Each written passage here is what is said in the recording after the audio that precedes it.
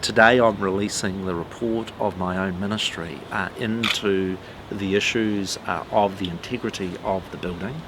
They have confirmed that the building was built to code, that the timber met the required standards, that it received the appropriate building consents and the code compliance certificates, and that the principal reason for the balcony collapse was overloading.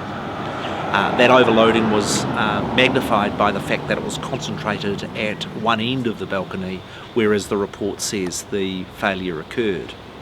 There are two technical issues flowing from the structural analysis, of which I'm asking my building officials to do some more work.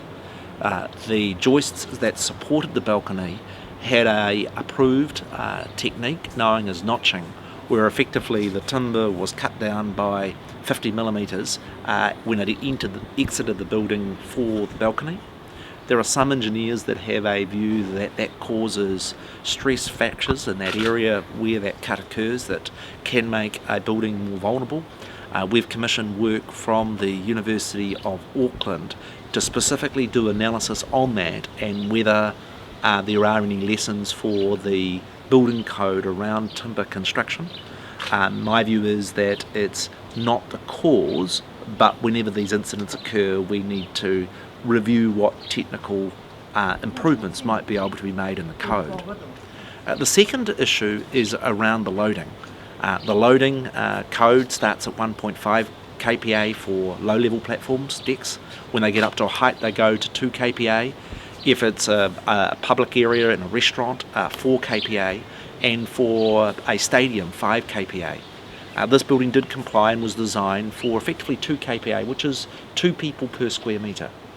The issue that officials are going to have a look at is whether there are residential buildings where there are balconies, where there is a risk of a greater concentration of people. Whether they are regular Santa parades or whether there are places where there are concerts where we might want to put into the building code provision for a higher level of loading. The most important message from this accident is that buildings should be used for the purpose for which they are intended. There are tens of thousands of balconies around New Zealand, all of which are designed for only 2 people per square metre.